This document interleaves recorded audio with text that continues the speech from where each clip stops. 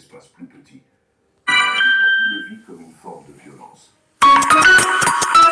Depuis 2 ans que Julie l'a rencontrée, ça swing dès le réveil. Les après-midi sont rock'n'roll et les soirées électro. Elle rythme la vie de Julie, son enceinte Bluetooth. Cette belle histoire pourrait bientôt être la vôtre. Jusqu'au 29 mars, les bons plans sont chez Darty. L'enceinte Bluetooth Bose Soundlink Flex SC Noir est à 99,99€ au lieu de 179,99€, soit 80€ de remise.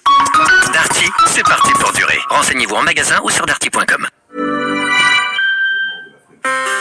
Perle d'histoire. Tous les vendredis, un nouvel épisode issu des meilleurs récits du podcast Culture G. Présenté par Gabriel Massé. L'histoire d'aujourd'hui se déroule en avril 1994. Voilà 13 ans que François Mitterrand est à la tête de la France. Il ne lui reste plus qu'1 an à gouverner. Sa présidence touche à sa fin. Ce jeudi 7 avril, vers 18h30, un téléphone sonne dans un bureau de l'aile ouest du palais de l'Élysée. Un homme, au costume ajusté, au crâne dégarni, à la barbe et à la moustache bien entretenue, décroche le combiné. Au bout du fil, une femme. Elle le supplie de ne pas commettre l'irréparable. Pourtant, 1 heure plus tard, dans ce même bureau, une détonation sourde retentit. François de Grossouvre est assis, dans sa main un pistolet Manurin 357 Magnum. Son visage est déchiqueté. Cet ami personnel de Mitterrand, proche parmi les proches, gardien d'un grand nombre de ses secrets, vient de se donner la mort. Un suicide à l'Élysée qui va faire couler beaucoup d'encre.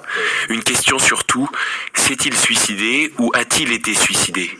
Pour sa famille, François de Grossouvre a pu être éliminé parce qu'il devenait gênant.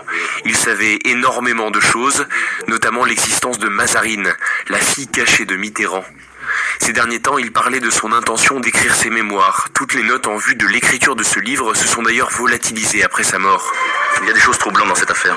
Si l'on ajoute à cela l'absence étonnante d'expertise balistique, on peut comprendre que les proches ne croient pas tous à la thèse du suicide. Après des années où se sont succédées les enquêtes, les hypothèses et les théories plus ou moins fumeuses, c'est la journaliste Raphaël Baquet qui semble mettre un point final à cette histoire. Dans son livre « Le dernier mort de Mitterrand », elle montre que la thèse de l'assassinat est tout de même peu vraisemblable.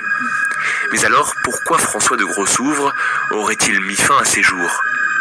S'il est impossible d'avoir des certitudes dans une affaire aussi sombre, où les mensonges et les secrets sont bien plus nombreux que les évidences, Grossouvre se serait suicidé parce qu'il souffrait d'être mis à l'écart par François Mitterrand. C'est aussi ce que l'on comprend en écoutant cet extrait de reportage diffusé sur France 2 le lendemain de l'événement tragique. François de Grossouvre était un proche de François Mitterrand depuis 3 décennies. Aristocrate, médecin de formation, résistant, il appartenait au premier cercle des amis du président, une proximité commencée à la fin des années 50 qui trouve son apogée en 81 quand il devient à l'Élysée chargé de mission auprès du chef de l'État. Pendant 4 ans, il suit particulièrement les affaires diplomatiques les plus délicates et les activités des services secrets. Son influence diminuant, en 85, il n'est plus que responsable des chasses présidentielles, une fonction où il aurait continué à exercer des missions discrètes, mais où, selon des observateurs, ses relations avec François Mitterrand se seraient dégradées ces dernières années. Dans ce reportage, la journaliste Agnès Molinier termine par ces mots.